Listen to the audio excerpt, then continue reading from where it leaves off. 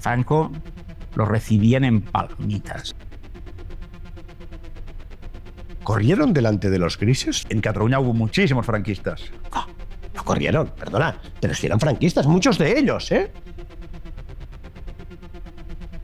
Las élites políticas franquistas se habían trasvasado a los nuevos partidos regionalistas catalanes. La burguesía catalana que se aprovechó muchísimo del franquismo.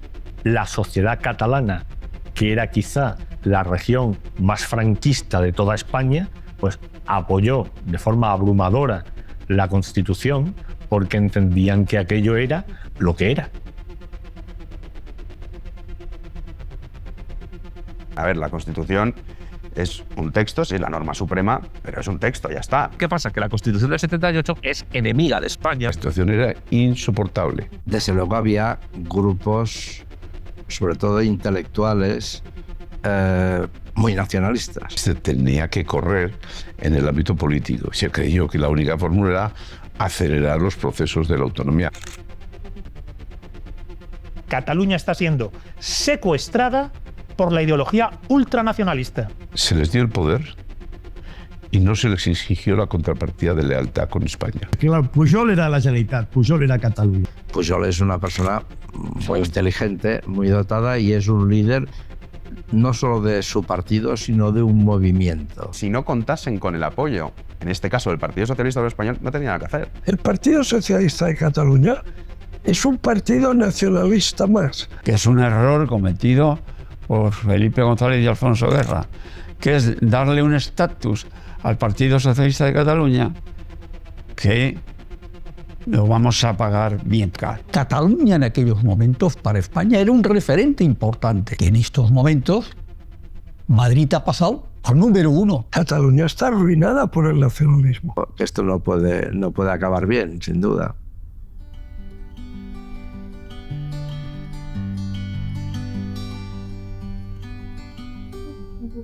Monarquía, república, dictadura o democracia. El peso y la importancia de Cataluña siempre ha sido muy significativo durante toda la historia de España. Tras la muerte de Franco, se decide abrir el país a Occidente y homologarlo a las democracias europeas. Se abre un periodo incierto donde memoria y futuro se funden en un texto que nos iba a amparar a todos. Nace la España democrática. Nace la Constitución. Fue un proceso muy complicado.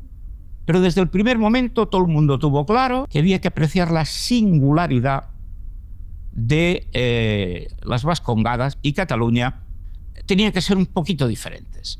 Para solucionar el problema de los nacionalismos se dijo, bueno, vamos a hacer como los alemanes o como los Estados Unidos, vamos a hacer un Estado que no le vamos a llamar federal, pero va a ser federal en la práctica.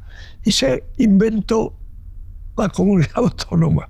La cuestión del sintagma que aparece en el artículo 2 de la Constitución Española del 78, que establece que la nación española está integrada por nacionalidades y regiones, existe una tradición inveterada que nos cuenta que este sintagma fue introducido como un acto de generosidad hacia las formaciones nacionalistas catalanas y vascas especialmente. Cuando hablamos de nación, ¿a qué nos referimos?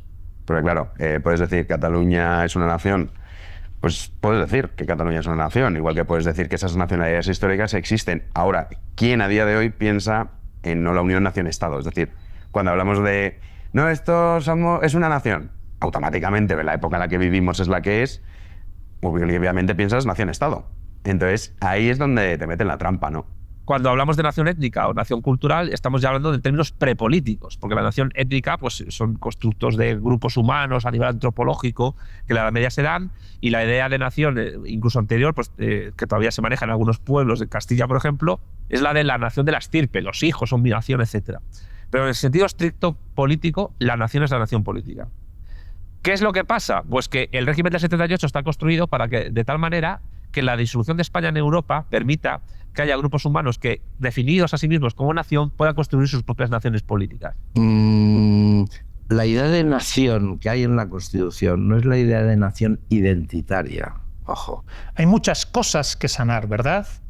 Liberalismos, socialismos, pasado franquista, marxismo y nacional-separatismo. Bien, se pretende sanar todo eso en una Constitución que pueda integrar a todos y que la España del 78 pueda entonces, a partir de su Constitución, desplegarse con posibilidades abiertas tanto a la democracia liberal burguesa como a la socialdemocracia progresista, como a la descentralización y autonomías y reconocimiento de la especificidad, personalidad de regiones españolas que van a tener autonomía, pero que encima van a ser reconocidas como nacionalidades.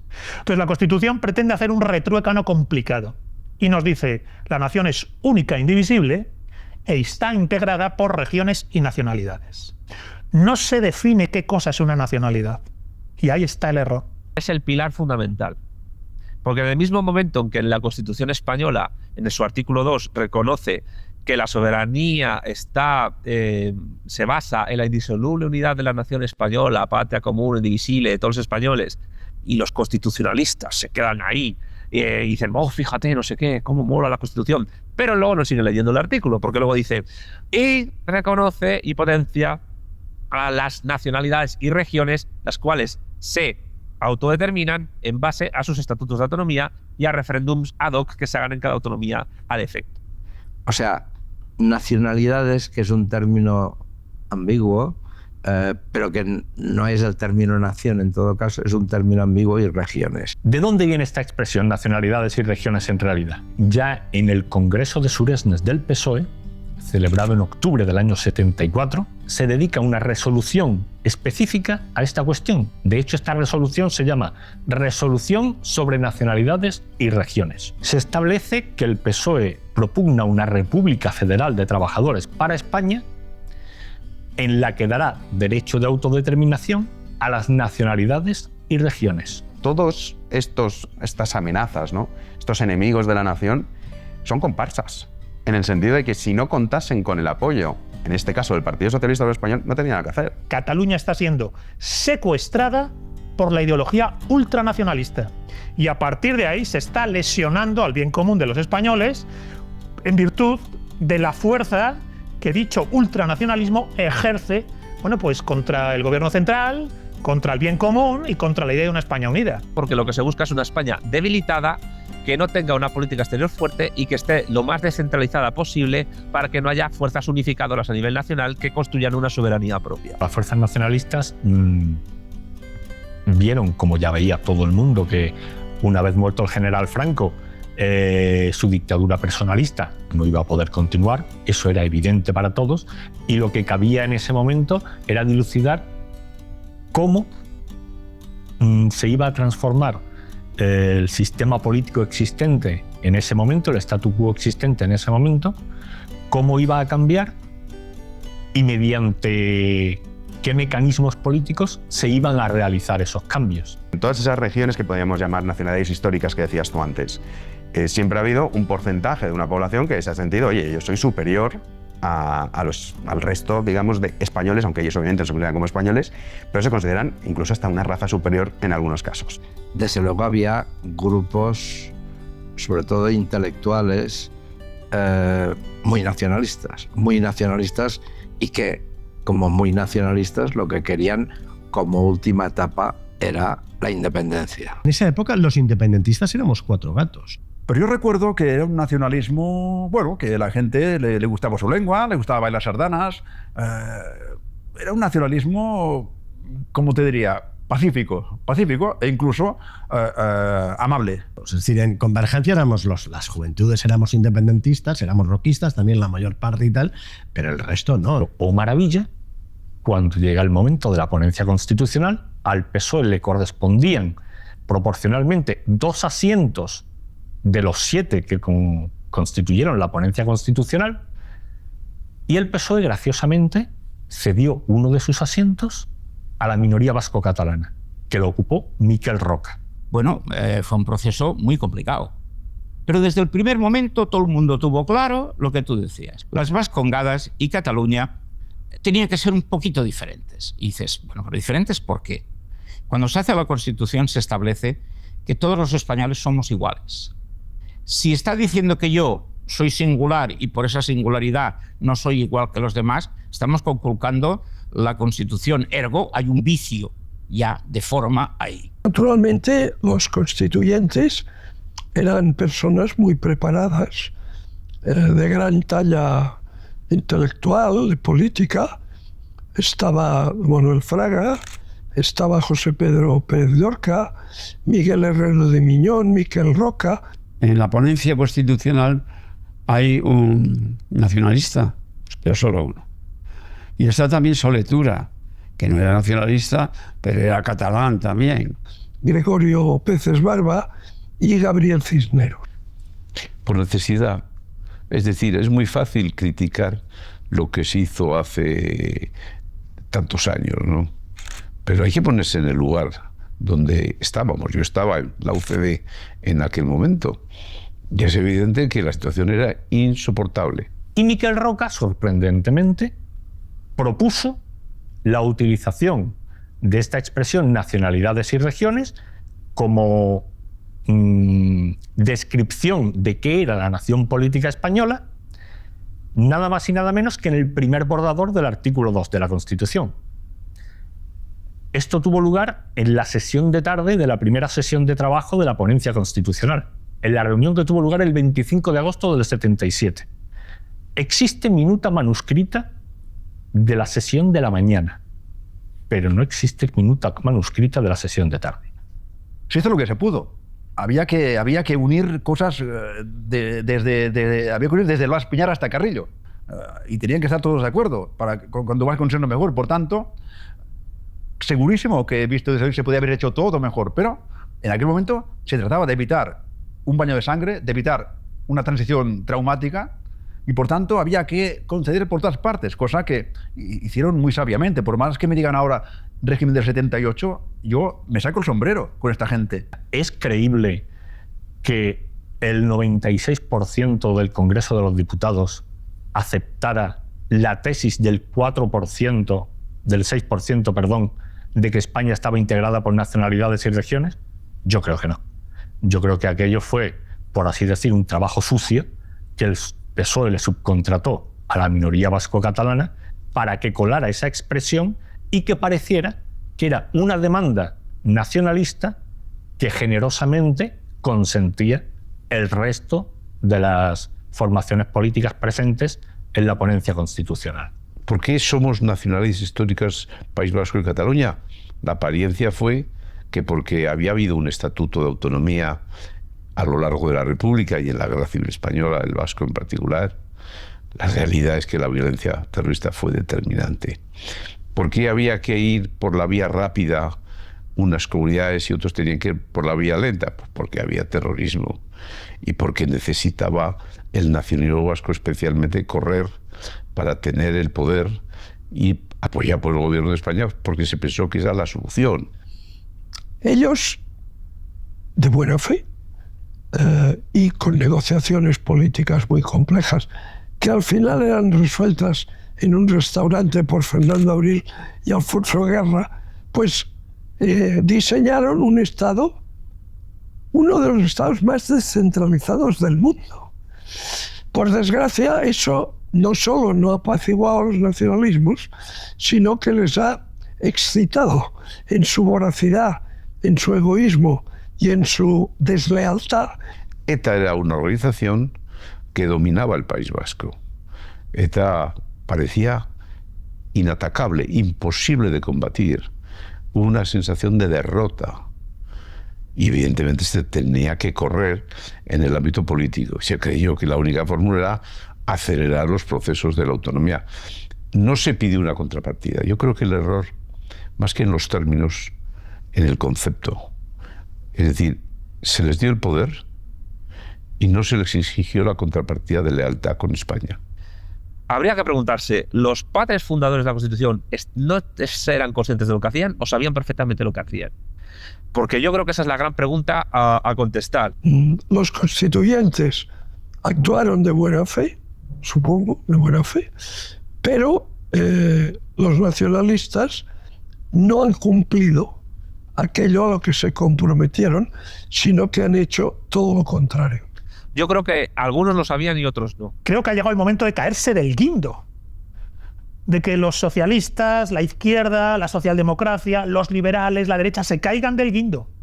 La Constitución, a través de su artículo 2, a través de su título 4 y a través del título 8, que es el que determina las competencias autonómicas, que realmente no tienen límite, por no hablar de la disposición adicional 4, a través de la cual el País Vasco se puede anexionar Navarra en cualquier momento, es donde tenemos el huevo de la serpiente. O sea, y es más, yo te diría que el mal político de España, a efectos inmediatos, es su propia Constitución. La Constitución es un texto, sí, la norma suprema, pero es un texto, ya está. O sea, es que es muy absurdo cuando escuchas a la gente y dice, no, es que yo soy constitucionalista, es tan absurdo como decir que soy demócrata. No, porque en la Constitución cabe absolutamente todo. Es que la Constitución es un texto.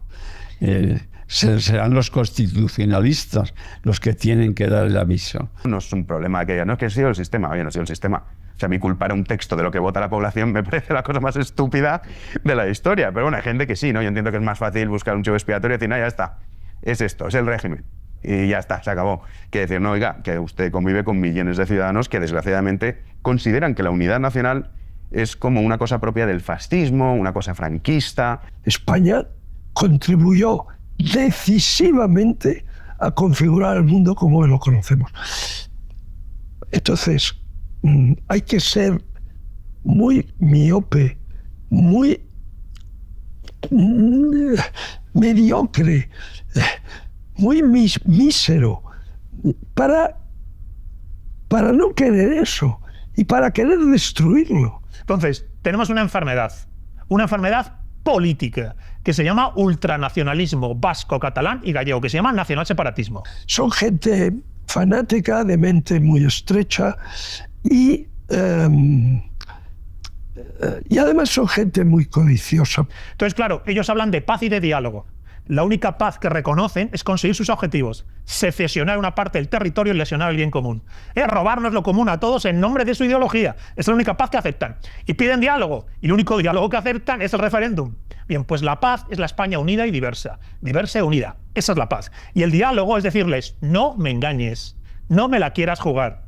Quieres secuestrar, secesionar una parte del territorio en nombre de una ideología falsaria que no responde ni a la verdad histórica ni a la verdad antropológica. No tenéis razón. Y como no tenéis razón, no lo vais a conseguir. Con los cimientos en forma de constitución aún frescos y más allá de intentar juzgar intenciones, son los actores políticos los que comienzan a construir el régimen del 78. Políticos elegidos por todos, al igual que esa constitución tan necesaria como imperfecta. Derechas, izquierdas, nacionalistas varios o quizás uno único, todos ellos levantan esta casa en la que vivimos hoy, que es España. Llegan las autonomías, llegan sus estatutos y en Cataluña llega Jordi Pujol. Que el año 79 estaban prácticamente, había preautonomías, lo que se inició en Cataluña con Tarradellas y en el País Vasco con Lehendakari, en Cataluña había preautonomías, gobiernos que cogían las competencias de las diputaciones provinciales y tal, prácticamente en toda España. Tarradellas vuelve a España, aclamado por las multitudes, aquella célebre escena de Tarradellas en el balcón del Palacio de la Generalidad, diciendo aquello de «Ja soc aquí». Ciutadans de Catalunya, ja soc aquí. Tarradellas era el mito, ¿no? Y había perseverado ahí la institución de la Generalitat. Yo creo que desde un punto de vista del Estado, Suárez era un hombre del Estado, ¿no? Tenía el Estado en la cabeza y tal. Seguramente había dos peligros, ¿no? En esos inicios de la transición. Una, la izquierda más izquierda.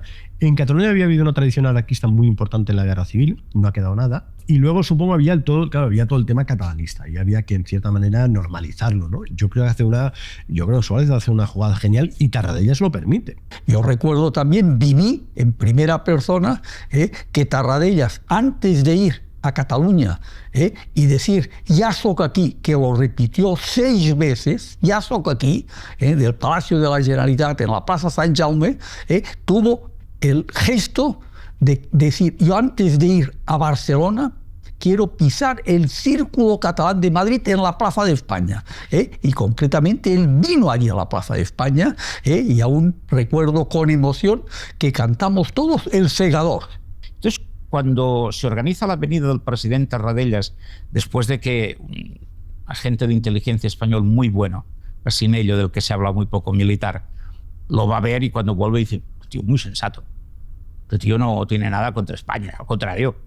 A eso sí, él dice que como él es el representante de España en Cataluña, que la Guardia Civil la quiere mandar él, ¿eh? Y dices, perfecto, lo que hablábamos de José Antonio, oiga, si usted es leal a España, esto da igual. Es decir, entre gente que tiene higiene y confianza, cabe todo. No sabemos exactamente qué sucedió en aquella reunión. Lo que sí sabemos es que muy astutamente, con una gran inteligencia política, fruto de la experiencia, sin duda, de Josep Tarradellas, pues el señor Tarradellas salió de aquella reunión afirmando que habían llegado a una serie de acuerdos y que casualmente eran todos estos acuerdos eran en el sentido que le interesaban al señor Tarradellas. Pues no se ponen de acuerdo en nada en aquella primera reunión. Y cuando sale, estaba toda la prensa allí y le preguntan, bueno, presidente Tarradellas, ¿cómo ha ido esto? Dice, estupendo. Coincidimos en todo. Presidente Suárez es un político, lo pone por las nubes. Y el otro debió pensar, cabrón. Una vez hecho esto público, el gobierno pues no quiso desdecir al señor Tarradellas, mantuvo lo que había dicho el caballero y el gobierno, mediante un decreto ley, restableció provisionalmente la Generalidad de Cataluña. Y mientras estuvo el presidente Tarradellas, hubo un gobierno de unidad de todos los partidos a los que no cesó nunca de advertirles de dos cosas. Cuidado con los comunistas y cuidado con Pujol. Tarradellas y Pujol no se podían ver. De hecho, Tarradellas, a Tarradellas el PSD lo quiere presentar de candidato, creo, él dice que no. Luego se dejó querer por los socialistas, pero es cierto que cuando gana Pujol, Tarradellas también retrasa mucho la toma de posesión, ¿no? Y después esas dos concepciones absolutamente distintas, ¿no? Tarradellas en el año 81 envía una carta al director de La Vanguardia, Horacio Sáenz Guerrero, en esa época. La Vanguardia la publica como noticia, pero en página par y tal, un poco Tarradellas advirtiendo un poco de que Pujol es todo contra Cataluña, ¿no? Nacionalizar, contra España, ¿no? Quiere nacionalizar y tal. Y ahí advierte, ¿no? En esa época la cosa pasó un poco desapercibida. Pujol ya era presidente, luego sacó 3 mayorías absolutas y tal. Y Tarradellas advierte. Y ahora esa carta vuelve a estar de moda. Tarradellas sufrió un largo exilio, ¿no? En San Martín-le-Beau, en Francia. Y se fue, ¿cómo diría yo? Y fue madurando su pensamiento. Y el Tarradellas de los años 70, 1970, no tenía nada que ver con el Tarradellas de 1934 o 1936. ¿No? Entonces Tarradellas conocía bien a Pujol. Y se detestaban. Porque Pujol era un hombre de una egolatría disparada. Y Tarradellas, claro, le hacía sombra, ¿no? Porque era el venerable presidente del exilio, ¿no? Y que vino a España con voluntad de conciliación. O sea, con voluntad de contribuir positivamente a la nueva etapa que se iniciaba, llena de esperanza, llena de ilusión. Y Pujol no estaba en eso. Pujol quería el poder para él y siempre tuvo como meta la Cataluña soberana, independiente. Yo creo que Tarradellas cogería a todos esos presuntos catalanistas de hoy y les daría gracias, porque era un tío como la leche. Tarradellas era un tío pragmático, era un tío que sabía hasta dónde se podía llegar, hasta dónde se podía tensar la cuerda, un tío pactista. No, yo creo que otra cosa es la llegada de Pujol, que por cierto, por algo Tarradellas no podía ni verle a Pujol. Pujol es una persona muy inteligente, muy dotada y es un líder no solo de su partido, sino de un movimiento, del movimiento catalanista. Se le tenía por casi un líder mesiánico. Pujol es el padre de la Cataluña moderna, él se inventa la Generalitat. Y bueno, Pujol viene después y casi por sorpresa, porque todo el mundo daba por hecho que ganaría, me parece que Raventós, el del PSC, se daba por hecho que ganaría el PSC las primeras elecciones autonómicas y resulta que vio un banquero pequeñito y gana él. todo el mundo se quedó a cuadros, ¿no? Y a ver qué será ese tío. Se sabía que había un tío Banca Catalana, pero no se sabía nada más. Que hay un proyecto de ingeniería social muy pensado y calculado. De hecho, el programa 2000 del presidente Pujol va por ahí, que es ir copando, muy parecido a los planes comunistas, ir copando todos los sectores, la cultura, los medios de comunicación, es decir, no dejar ningún hueco, ningún resquicio por el que se pueda colar un pensamiento diferente a lo que es el mainstream nacionalista, ¿no? Pujol, de una manera muy astuta, muy ladina, prepara todo el proceso mediante el cual la autonomía catalana acaba siendo un mini-estado catalán. Vamos a ver, Pujol tampoco engaña, ¿eh? Pujol, en el discurso de investidura, en un momento dado dice: yo soy un nacionalista. Si soy investido presidente, haré un gobierno nacionalista. Y el partido que lo sostendrá es un partido nacionalista. Que Convergència i Unió són bàsicament uns partits nacionalistes amb un concepte globalitzador del nacionalisme, és a dir, el nacionalisme comporta per a nosaltres una exigència de servei al conjunt de la col·lectivitat nacional. I som molt i molt conscients de que nosaltres sols, ni que tinguéssim 68, 70 o 75 diputats, no podríem construir Catalunya. Hem de fer un gran esforç per tal de mantenir en aquests moments d'institucionalització política de Catalunya una unitat d'acció en allò que fa referència a la posició col·lectiva del país, a la posició col·lectiva de Catalunya, en la negociació dels traspassos de serveis i en la definició dels criteris bàsics que han d'informar el contingut de les nostres lleis institucionals. Dice: nuestra identidad nacional está seriamente amenazada y tenemos que hacer todo lo posible para protegerla. Y este gobierno hará una política para protegerla. Por lo tanto, allí ya anunció: si un objectiu prioritari ha de tenir és la defensa, l'enfortiment i la projecció d'allò que fa que a través dels segles Catalunya hagi estat Catalunya. La seva llengua, la seva cultura, la vivència de la seva història, el sentiment i la consciència de col·lectivitat, la defensa dels seus drets polítics, la voluntat de ser. Per tant, un dels objectius fonamentals del programa i del govern que tinc l'honor de presentar a aquest Parlament serà la normalització de la llengua catalana. Quan dic catalans, vull dir tots els homes que viuen i que treballen a Catalunya i que de Catalunya en volen fer el seu país i, sobretot, el país dels seus fills. El national building que dicen los anglosajones, pues la construcción nacional. Y para la construcción nacional, ¿qué hizo? Primero, dividir a los catalanes en catalanistas, porque no se utilizaba la palabra nacionalista, catalanistas y españolistas. Los partidos igual.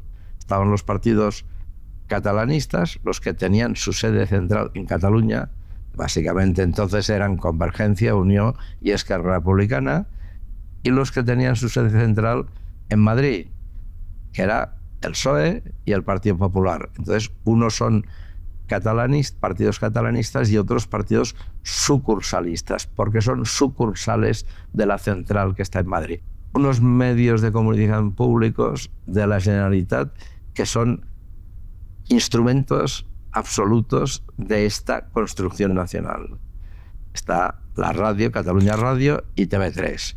La influencia, sobre todo de TV3, es brutal. Esto que estaba dando un mensaje así un poco encubierto de cuál era la Cataluña y qué era lo que se debía hacer y quién era el buen catalán y quién el mal catalán. Ellos han construido todo su discurso alrededor de la lengua y luego de cosas muy místicas. Se enmarcó en un discurso que Jordi Pujol sintetizaba en la expresión fem país, hacer país.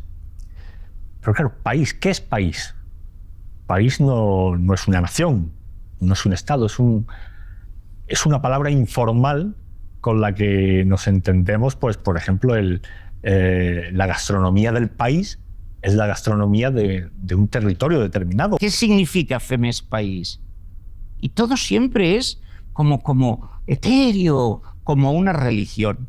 En el fondo, si vamos al asunto, dices, claro, es una religión, es una secta, y por lo tanto es muy difícil sacar a los que están metidos allí. Es una palabra que no tiene connotaciones políticas, que tiene más connotaciones sociales que políticas, y lo utilizó pues precisamente para aglutinar en torno a ese sentimiento en aquel momento regionalista, a aglutinar pues la voluntad de la sociedad catalana. Hace un fetiche, una idolatría, convierte eso en una pseudo-religión. Bien, pues si ese es el origen de los nacionalismos, se podría decir que a día de hoy pueden llegar a troncarse en otra cosa, a transformarse, mutarse en otra cosa, que es la mera autodeterminación de la subjetividad.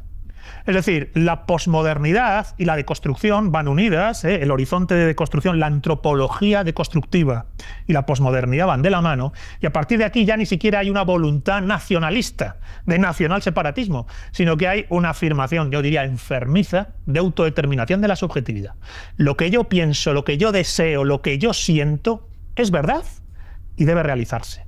Y después se crea en Cataluña, por último, en esta etapa de construcción nacional, un fenómeno que va ligado a lo que he dicho antes de la televisión y tal y cual, y de españolistas, que españolistas se convierte en un insulto, que no, el que dice, no, yo soy español, no dice yo soy español, dice yo soy español, tengo carne de identidad que lo pone, vivo en España y tal. Esto empieza a ser mal visto socialmente. En cierta medida, alrededor de todo este tema del nacional separatismo hay un elemento también neurótico.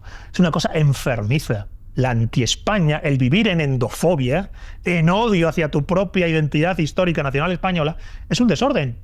Porque la realidad histórica de Cataluña siempre ha funcionado a través de la realidad histórica española. Lo mismo en Vascongadas y lo mismo en Galicia.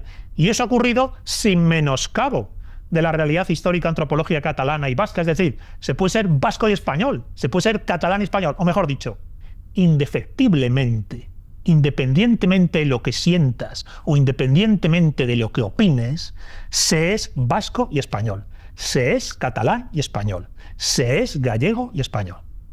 Tu identidad es toledana, de los montes de Toledo, de Castilla y de España. Tu identidad es de Barcelona, de Cataluña y de España. Y eso es indefectible. Claro, es un proceso lento. O sea, no podemos entender lo que está pasando en 2023 sin entender qué es lo que pasó a partir del año 78. Primero tenemos que darnos cuenta de que el régimen español constitucional actual no es más que el penúltimo episodio del proceso de descomposición de un proyecto civilizatorio que se fue al traste. Sí que en la época de Pujol hay un documento. En la época de Pujol hay movimientos clarísimos para expulsar el castellano de la escuela, etcétera, etcétera, ¿no? Ahora, que tuviera en el horizonte la independencia, voy a decir una cosa que a lo mejor no está de acuerdo. Yo creo que los actuales separatistas tampoco tienen en la cabeza la independencia. Lo que tienen en la cabeza es echar al Estado de allí. Él decía, hemos de ser gradualistas. Cada paso que demos sea adelante, pero no tan grande que asuste al poder central. Y esa narrativa completamente falaz, tóxica, subversiva, cancerígena, no solo se va a dar en las regiones enfermas de ultranacionalismo, sino que encima tenemos una izquierda antiespañola, una izquierda que pretende hacer suyo la narrativa de la anti-España. Quizás algún día sepamos si Jordi Pujol venía desde un principio con un plan debajo del brazo, cuya línea de meta fuese el independentismo, con la correa de transmisión del odio a España y a los españoles. Pujol escribe en los años 60 que el andaluz es un hombre desestructurado, que no hay manera de hacer nada con él y que Dios nos libre que en Cataluña la masa social fuera andaluza. Imagínate, años 60, ¿eh? Gracias, Miguel. Sí, es cierto. Todo apunta a que algo de esto hay. Ahora bien, ¿y los gobiernos centrales? ¿Y si la idea desde el principio es la de una España fragmentada? Sin querer volver a juzgar intenciones, lo que sí parece claro es que, bien sea por acción o por omisión, el Estado ha sido colaborador necesario en todo este proceso. Y luego para mí hay otra clave. Comentabas que los partidos regionalistas, ya no tanto secesionistas, cada vez tienen más representación. Claro, es que es un círculo vicioso, pero esto no es una cosa de la Constitución, no es una cosa del régimen, es una cosa de la ley electoral. Y es que al final uno se percata y dice, oye, un momento, que si tú puedes chantajear al gobierno que no obtiene mayoría absoluta, como es el caso de los últimos años, de que con este porcentaje de voto tan pequeño me sirve para extorsionar al gobierno central y luego yo obtener una serie de privilegios que no va a obtener el resto de España, bueno, sabemos cómo es la naturaleza humana y esto a mí me da igual. oye, a mí esto me garantiza que voy a estar mejor, pues voto a estos partidos. Nos interesa vivir en este chantaje continuo a los gobiernos centrales. La balcanización de España, desde el propio régimen democrático, es irresoluble. ¿Por qué? Porque la Constitución incide a ello, porque el orden de los partidos en el Congreso y el Senado inducen a ello, porque la administración territorial induce a ello. Y ningún partido político en España, parlamentario o extraparlamentario, puede por sí solo, revertir eso. Y no puede porque no se da la coyuntura para que pueda, que es a nivel externa, y en segundo lugar, porque, parafraseando a Franco, todo está atado y bien atado. ¿Y cómo desatas eso? Tendrían que haberse dado cuenta de que el debate en España, antes de ponerse en el tapete en términos de izquierda y derecha, democracia liberal, socialdemocracia progresista, antes de entrar en ese debate, había que hacer un gobierno de concentración izquierdas y derechas para marginar de la ecuación política española a los separatistas. Yo creo que sería más bien, el eje sería o España o anti-España. Aquí parezco Franco, pero es lo que hay. O sea, es decir, el eje es o estás a favor de la autodeterminación y de la independencia de Cataluña o estás en contra. Porque ahora el debate no es izquierdas o derechas en términos liberales socialistas. No, el debate es nosotros o la destrucción del marco común del nosotros. Pero el PP, el PSOE primero en el 93, después el PP y después pactan con estos partidos que les ponen condiciones. Y claro, estos partidos que gobiernan en País Vasco y en Cataluña. Y estos partidos no piensan en intereses generales, piensan en sus propios intereses. Y el pacto consiste, como ahora los pactos que ha hecho Sánchez con ellos, bueno, los de ahora son mucho más exagerados, muchísimo más exagerados, pero lo que les piden es más competencias, más diferenciación, más poderes. La Constitución está diseñada para que esto suceda así. Si no hay mayorías absolutas, el grupo parlamentario mayoritario necesita de forma inexorable el apoyo de una segunda formación o incluso una tercera para poder investir un gobierno. Una vez pasado el tiempo se ven los errores mejor que sobre la marcha. Es verdad, todo eso que dices es verdad. Pero claro, hay que entender que en algún momento han necesitado el gobierno, el líder del gobierno de España, sea del PSOE o del PP, han necesitado esos votos. Y ha cedido. Para mí el gran error fue el tema de las competencias, no tanto el café para todos, para mí el tema de la educación me parece que es fundamental, ¿no? Cuando tú estás educando a la mayoría de los jóvenes de esas tierras en el odio hacia España y en vender que España es un estado opresor y que fíjate lo que nos han hecho históricamente, además muchas partes de la historia que relatan es falsa directamente, ¿no? Entonces es lógico que eso ocurra, o sea, no nos podemos llevar las manos a la cabeza y decir, oye, ¿por qué el BNG duplica en 15 años sus resultados? ¿O por qué ahora de repente cuenta con tanto apoyo el secesionismo en Cataluña cuando no contaba con este apoyo hace 15, 20 años? Bueno, porque esas generaciones han crecido. Los dos grandes partidos españoles, el PSOE y el PP, llegaron a un acuerdo histórico que para mí es un punto central del desarrollo autonómico. El año 92 hacen un acuerdo, los acuerdos autonómicos, en que establecen un plan por dos vías, un plan para que todas las comunidades tengan las mismas competencias. Y entonces llegamos a cuál es el modelo, nos estamos preguntando cuál es el modelo territorial de Estado, porque es raro que en un país pues unos tengan más competencias, otros menos, no sé qué, tal y cual. Entonces se puede empezar y hasta desde el 92 hasta el 2002 más o menos, 2001-2002, pues se igualan competencias, con lo cual llegamos ya a tener un modelo de Estado que es el federal. Y esto es lo que dio lugar en los años 90, en el año 93, para que Felipe González pactara con Convergencia y Unió de Pujol y con el PNV de Javier Arzallus. Claro, unos partidos que gobiernan en España dependientes de estos partidos nacionalistas es algo que ha hecho mucho daño desde los años 90. Esto más que un error, que lo es, sin duda, y garrafal, es una falta de inteligencia política y una falta de patriotismo. Había debate. En aquellas épocas había debate por todo, y por esto también. Pero no olvidemos una cosa, que es un error cometido por Felipe González y Alfonso Guerra, que es darle un estatus al Partido Socialista de Cataluña que lo vamos a pagar bien caro. Lo estamos pagando y lo vamos a pagar en el futuro más. Lo del PSC es para hacérselo mirar, ¿eh? La cúpula directiva del PSC eran todos catalanes, de buenas familias, pintores, escritores, burgueses, y la masa social que les votaba pues era la gente de los barrios obreros de Barcelona, del cinturón industrial de Barcelona, la gente que jamás supo decir Obiols y decía Obió. En vez de Raimón Obiols era Ramón Obió. Pero era gente que creía que votaba a Felipe y a Guerra, y no, votaban nacionalistas. Entonces el PSC siempre ha vivido acomplejado, por el catalanismo, por Pujol. El Partido Socialista de Cataluña es un partido nacionalista más. Lo que pasa es que es más light, digamos, pero es un partido nacionalista.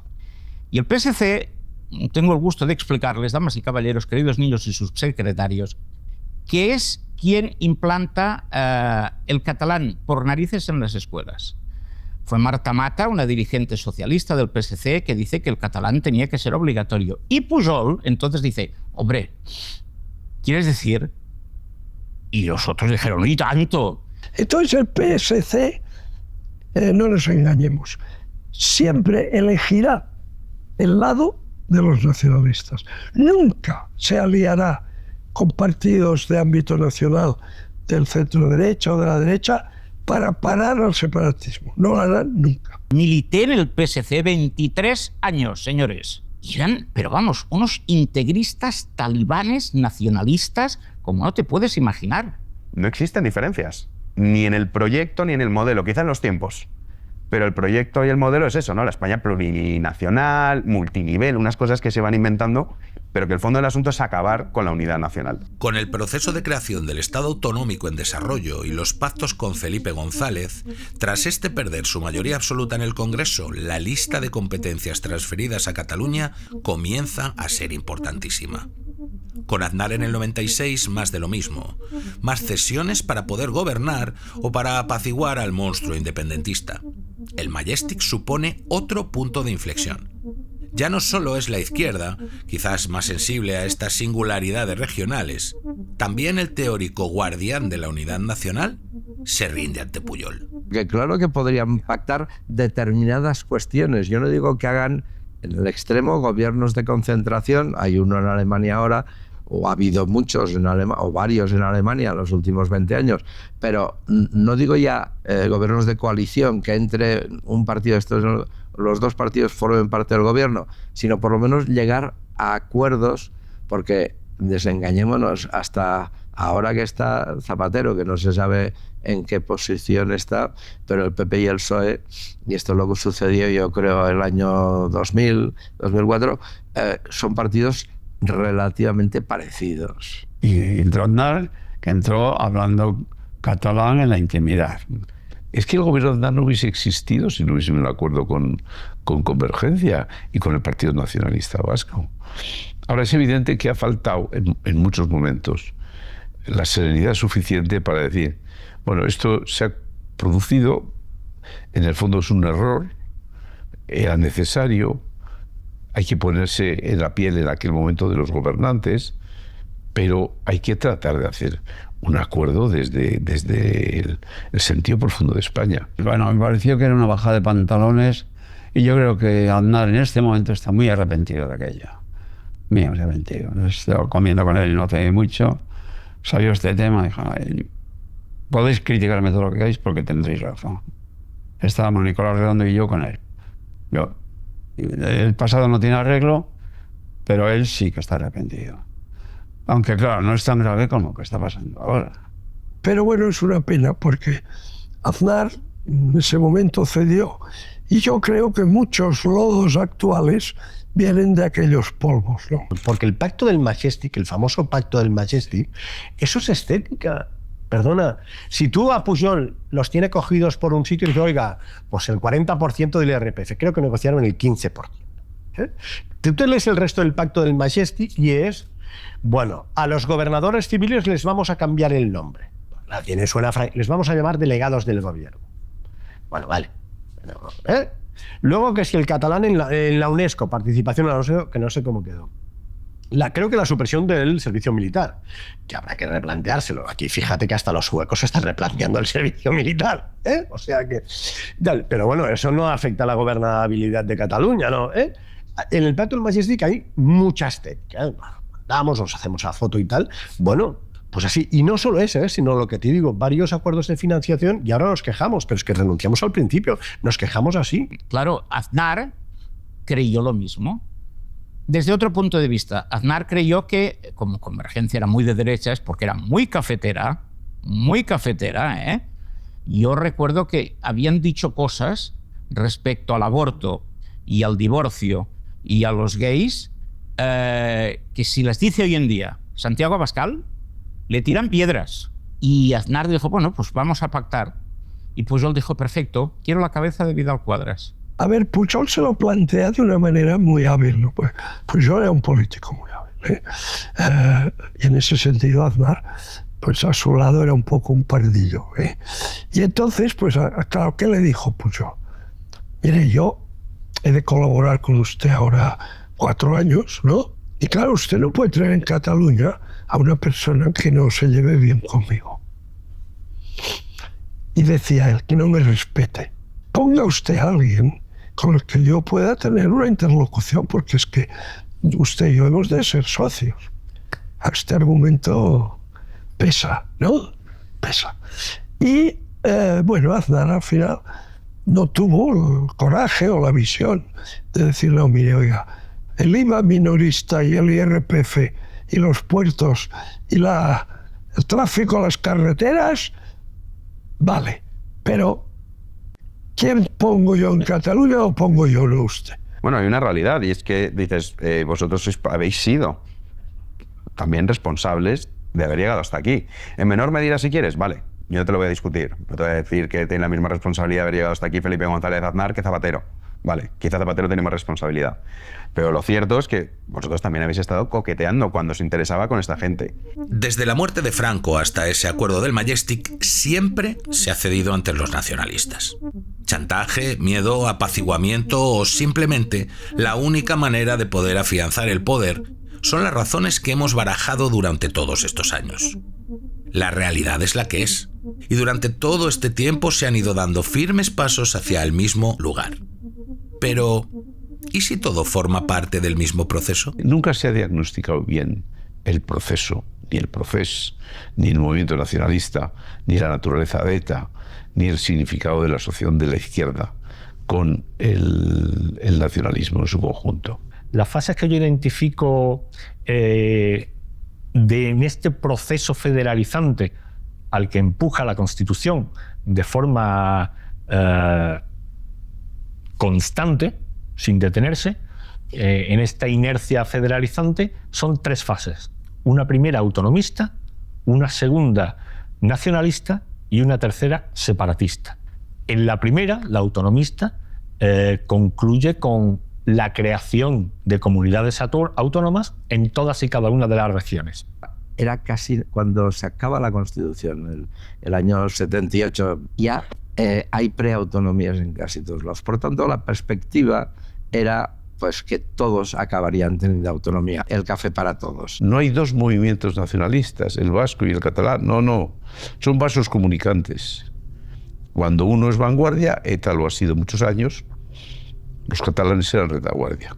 Cuando los nacionalistas catalanes vieron que ETA no mataba, evidentemente ellos tomaron la ofensiva, la vanguardia. De manera meticulosa, perseverante, paciente, en los últimos 50 años se ha ido inoculando el nacionalseparatismo en la ciudadanía catalana, teniendo además como caja de resonancia en el resto de España a la izquierda posmoderna, a lo que podríamos llamar la izquierda morada, que ha servido de correa de transmisión de la narrativa separatista, no ya en Cataluña y en Vascongadas, sino en el resto de España. El Estado de las autonomías era en realidad para el PSOE un instrumento para alcanzar un fin.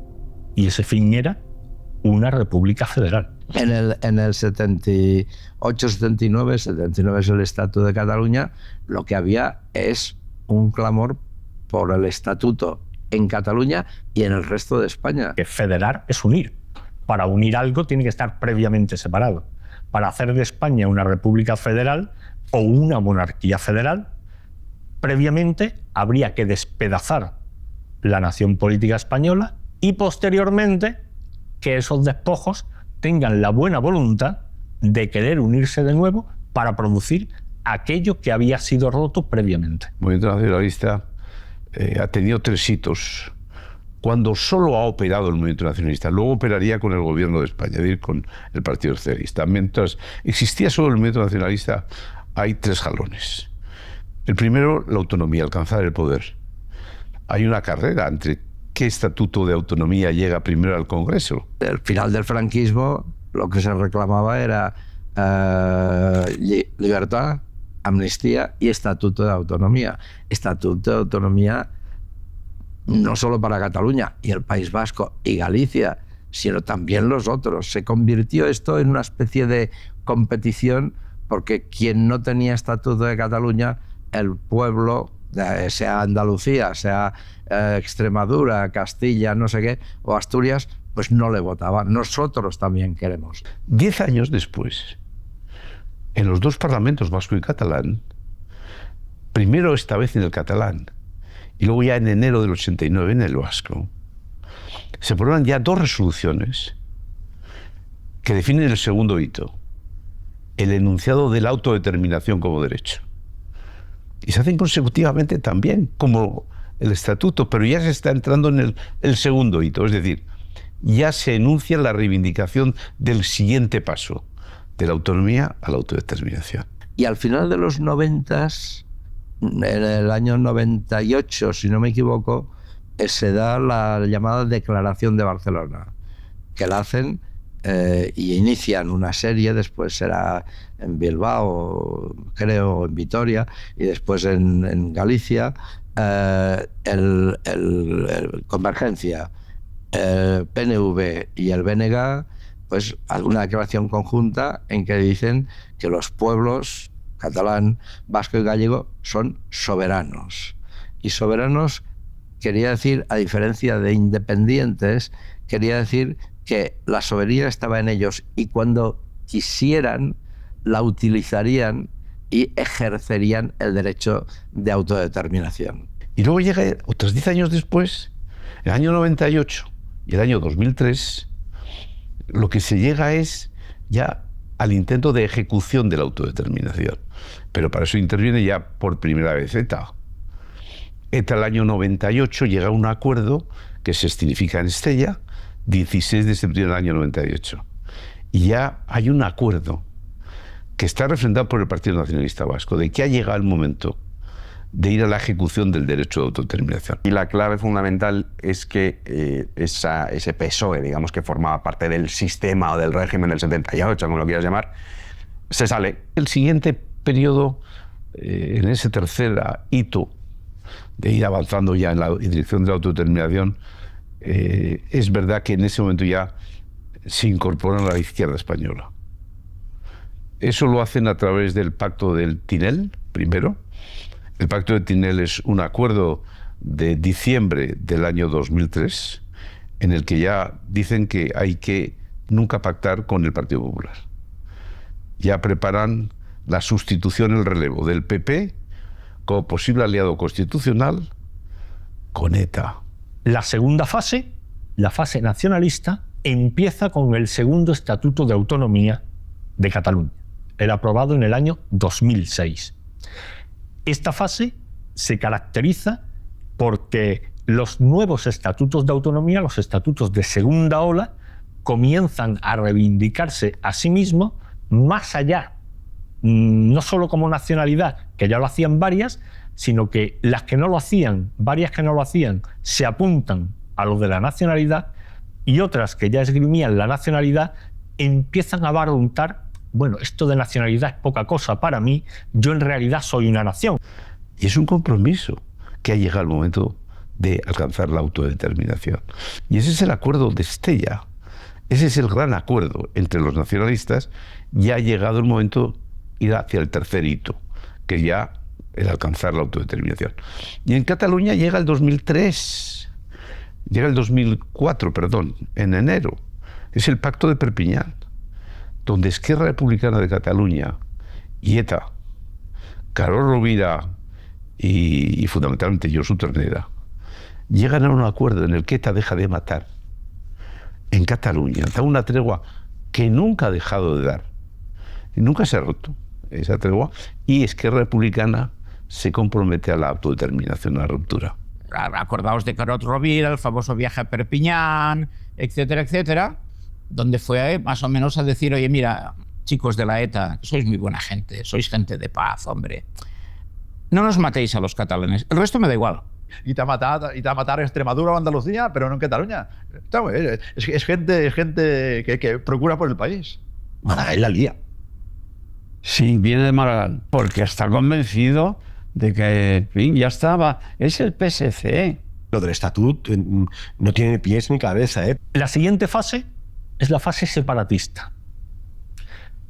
Todas estas tres fases yo no las establezco de forma arbitraria. Yo sostengo que pueden ser medidas de forma objetiva, simplemente ateniéndonos al texto que van produciendo los distintos estatutos de autonomía. El Partido Socialista, a través de ese proceso, sufre una metamorfosis total, pasa de tener de adversario o enemigo a ETA a decir que es su aliado. Es la izquierda vasca, es la izquierda catalana, los que ya se transforman a través de Esquerra Republicana y a través de Bildu, a través de sus socios. Son socios, son aliados. Y ya se trata simplemente de expulsar, marginal, en la medida que puedan, a la derecha y el Partido Popular. Y mi tesis es que el golpe a la nación del año 2017, la rebelión de la Generalidad de septiembre y octubre de 2017, fue un ensayo del inicio de esta tercera fase del ciclo cacique. Se adelantó Cataluña, fue demasiado rápido por razones que podemos comentar más adelante, pero si las cosas van como parece que van a ir con el nuevo gobierno de Pedro Sánchez, todo apunta a que esta última fase, la separatista, vaya a comenzar de forma inmediata y extendiéndose como la pólvora por toda España. En mi opinión, el conjunto del nacionalismo es un puente que se cruza en una única dirección, en un único sentido, de sociedades conservadoras tradicionales, incluso religiosas, se pasa a comunidades de la izquierda y de la extrema izquierda. El nacionalismo simplemente es un puente. ¿Y por qué? Porque es la insatisfacción como sentimiento. Entonces, si tú siembras insatisfacción, al final terminan siendo sociedades de la izquierda, de la extrema izquierda, son otras sociedades. Y es decir, no, nosotros vamos a respetar la plurinacionalidad, la España de todos, etcétera, etcétera, pero lo cierto es que cuando esa pata se cae, es cuando ahora de verdad estamos asistiendo a algo que es mucho más preocupante, ¿no?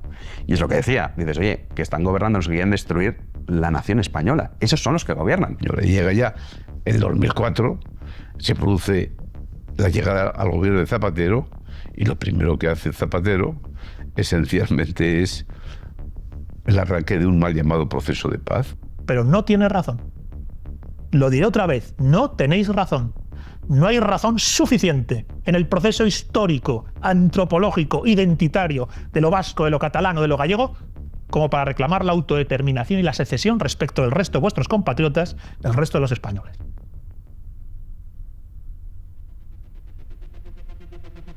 Con Zapatero y Maragall empieza la decadencia tremenda de España de los últimos años. Que hay gente que no se creía lo que estaba pasando aquí. Él quería pasar a la historia como el presidente del nuevo Estado. Ese fue el problema de Maragall. Que a nadie le importaba el nuevo estatuto y a nadie le importaba nada de eso. Una locura de Zapatero. Lo que importa es lo que el PSOE afirma que cabe en la Constitución. Algunas personas ponen en 2010 la sentencia del Estatuto como el inicio del procés. Mas aceleró el procés. Y hay un punto clave que es cuando empieza la investigación de lo que es el caso de corrupción de Pujol y compañía. Y nos vendieron un país imaginario. Artur Mas, unos años después, dice, hay que engañar al Estado. El presidente de la Generalitat. Y nadie lo para. No lo paran los empresarios catalanes, no se le para desde Madrid, no lo para nadie, ningún político, ningún juez, ningún fiscal. Nadie lo para. Hemos fallado todos, insisto, los medios, los periodistas. Las élites catalanas son extremadamente cobardes. A la sociedad catalana le ha faltado valor. Y de repente dice, no, ahora he ido a ver a Rajoy, le he pedido una serie de cosas, me ha dicho que no a todo. Consulta, el famoso vociferéndum, el primero. Había 4 gatos en todo esto. La verdad es que no le dimos mucha importancia. Porque yo creo que no se pensaba llegar a este punto. Y ese es un problema. Que fallaron todos los mecanismos de control que hay en las sociedades maduras, transversales, democráticas. Que nadie les dice nada, pues el salto siguiente es lo del 17. No hacéis nada. O sea, ¿no estáis viendo lo que están haciendo? Pues es un golpe de Estado, claro. Es que cada día pasaba una cosa gravísima.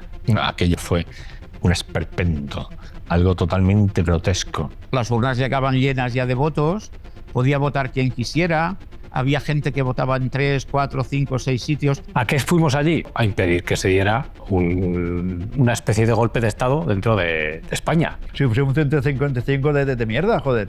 Si no pasó nada. Yo creo que llegó tarde y mal. Fue más bien un 154.